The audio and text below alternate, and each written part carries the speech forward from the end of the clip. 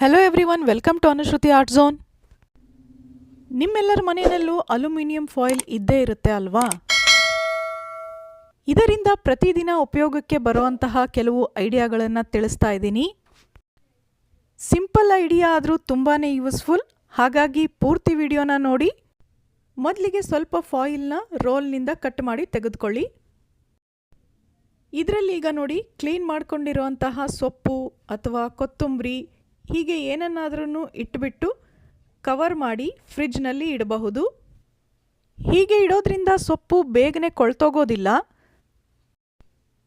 ಹಾಗೆಯೇ ಫ್ರಿಡ್ಜ್ನಲ್ಲಿ ಇಡೋದಕ್ಕೂ ಕೂಡ ಜಾಗ ಸೇವ್ ಆಗುತ್ತೆ. ಡಬ್ಬಿ ಇಡೋದಕ್ಕಿಂತ ಈ ತರಹ ರ್ಯಾಪ್ ಮಾಡಿ ಇಡೋದು ಈಸಿ ಆಗುತ್ತೆ ಅಲ್ವಾ?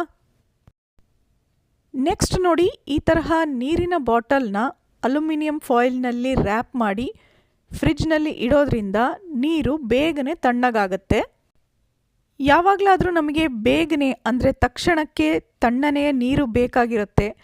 ಆಗ ಈ ತರಹ ರ್ಯಾಪ್ ಮಾಡಿ ಬಾಟಲ್ನ ಇಟ್ಬಿಟ್ರೆ ನೀರು ಬೇಗ ತಣ್ಣಗಾಗುತ್ತೆ. ನೆಕ್ಸ್ಟ್ ನೋಡಿ, ಬಾಳೆಹಣ್ಣು ತಂದಿರ್ತೀವಲ್ವ, ಹಣ್ಣಾಗಿರುವಂತಹ ಬಾಳೆಹಣ್ಣು ಬೇಗನೆ ಕಪ್ಪು ಕೂಡ ಆಗಿಬಿಡುತ್ತೆ. ಹಾಗಾಗಬಾರ್ದು ಅಂದರೆ ನೀವು ಅಲ್ಯೂಮಿನಿಯಂ ಫಾಯಿಲ್ನ ಸ್ವಲ್ಪ ಪೀಸ್ನ ಕಟ್ ಮಾಡಿಕೊಂಡು ಈ ರೀತಿ ತುಂಬಿನ ಭಾಗದಲ್ಲಿ ರ್ಯಾಪ್ ಮಾಡಿ ಇಡಬೇಕು. ಈ ತರಹ ಇಡೋದ್ರಿಂದ ಬಾಳೆಹಣ್ಣು ಬೇಗನೆ ಕಪ್ಪಾಗೋದಿಲ್ಲ. ಇನ್ನು ಸ್ವಲ್ಪ ಗಟ್ಟಿ ಇರುವಂತಹ ಬಾಳೆಹಣ್ಣಿಗೆ ಹೀಗೆ ನೀವು ಅಲ್ಯೂಮಿನಿಯಂ ಫಾಯಿಲ್ನ ರ್ಯಾಪ್ ಮಾಡಿ ಇಟ್ಟರೆ ತುಂಬ ದಿನಗಳವರೆಗೆ ತಡೆಯುತ್ತೆ. ಪೂರ್ತಿಯಾಗಿ ಬಾಳೆಹಣ್ಣಿನ ಚಿಪ್ಪಿಗೆ ರ್ಯಾಪ್ ಮಾಡಿದರೆ ಒಂದೊಂದೇ ತೆಗೆಯೋದು ಕಷ್ಟ ಆಗುತ್ತೆ ಅನಿಸಿದರೆ ಈ ತರಹ ಸಿಂಗಲ್ಲಾಗಿ ಕೂಡ ರ್ಯಾಪ್ ಮಾಡಿ ಇಟ್ಕೋಬಹುದು.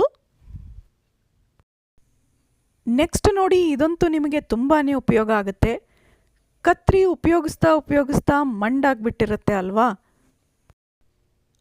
ಅದಕ್ಕೆ ಸ್ವಲ್ಪ ಫಾಯಿಲ್ನ ತಗೊಂಡು ಈ ತರಹ ಮುದ್ದೆ ಮಾಡ್ಕೊಳ್ಳಿ. ನಂತರ ಕತ್ರಿಯಿಂದ ಅದನ್ನು ಕಟ್ ಮಾಡೋ ತರಹ ಮಾಡ್ತಾ ಹೋಗಿ. ಸ್ವಲ್ಪ ಹೊತ್ತು ಇದೇ ತರಹ ಕಂಟಿನ್ಯೂ ಮಾಡಿ. ಇಲ್ಲ ಅಂದರೆ ಕತ್ರಿನ ಈ ತರಹ ಅಗಲ ಮಾಡಿ ಫಾಯಿಲ್ನಿಂದ ಚೆನ್ನಾಗಿ ಉಜ್ಜಬೇಕು. ಈ ತರಹ ಮಾಡಿದರೂ ಕೂಡ ಕತ್ರಿ ಶಾರ್ಪ್ ಆಗುತ್ತೆ. ಇದೇ ತರಹ ಚಾಕು ಕೂಡ ಶಾರ್ಪ್ ಮಾಡ್ಕೋಬಹುದು. ಆ್ಯಕ್ಚುಲಿ ಕತ್ರಿನ ಮನೆಯಲ್ಲಿ ಯಾವ್ಯಾವ ರೀತಿ ಶಾರ್ಪ್ ಮಾಡ್ಕೋಬಹುದು ಅಂತ ತೋರಿಸಿರುವಂತಹ ವಿಡಿಯೋ ಈಗಾಗಲೇ ನಮ್ಮ ಚಾನಲ್ನಲ್ಲಿ ಇದೆ. ಒಮ್ಮೆ ಚೆಕ್ ಮಾಡಿ ನೋಡಿ. ಮೊದಲೆಲ್ಲ ಕತ್ರಿ ಚಾಕು ಶಾರ್ಪ್ ಮಾಡಿಕೊಡೋದಕ್ಕೆ ಅಂತ ಒಂದು ಗಾಡಿ ತಗೊಂಡು ರೋಡ್ನಲ್ಲಿ ಬರ್ತಾಯಿದ್ರು ಅಲ್ವಾ? ಈಗ ಅಂಥದ್ದೆಲ್ಲ ಸಿಗೋದೇ ಅಪರೂಪ. ಹಾಗಾಗಿ ಈ ಐಡಿಯಾದಿಂದ ನೀವು ಮನೆಯಲ್ಲೇ ಶಾರ್ಪ್ ಮಾಡ್ಕೋಬಹುದು. ನೆಕ್ಸ್ಟ್ ನೋಡಿ, ಟೇಬಲ್ ಹಾಗೆ ಚೇರ್ಗೆ ಈ ಥರ ಬುಷಸ್ ಕೊಟ್ಟಿರ್ತಾರೆ ಅಲ್ವಾ? ಸ್ವಲ್ಪ ದಿನ ಆದಮೇಲೆ ಯಾವುದಾದ್ರೂ ಒಂದು ಬುಷ್ ಹಾಳಾಗಿ ಹೋಗ್ಬಿಡುತ್ತೆ. ಆಗ ಈ ತರಹ ಅದು ಮೂವ್ ಮಾಡಿದಾಗೆಲ್ಲ ಕಿರ್ರನೆ ಸೌಂಡ್ ಬರುತ್ತೆ ನೋಡಿ. ತುಂಬ ಇರಿಟೇಟಿಂಗ್ ಸೌಂಡ್ ಅನಿಸುತ್ತೆ. ಹಾಗಂತ ಆ ಕಡೆ ಈ ಕಡೆ ಸರಿಸದೇ ಇರೋಕ್ಕೂ ಆಗಲ್ಲ. ಅದಕ್ಕೆ ಈ ಐಡಿಯಾ ಸೂಪರ್ ಆಗಿದೆ ನೋಡಿ. ಫಾಯಿಲ್ನ ಹೀಗೆ 4 ಭಾಗ ಮಡಚ್ಕೊಳ್ಳಿ. ಹಾಗೆಯೇ ಟೇಬಲ್ನ ಅಳತೆ ನೋಡಿಕೊಂಡು ಸ್ಕ್ವಯರ್ಗೆ ಕಟ್ ಮಾಡ್ಕೊಳ್ಳಿ.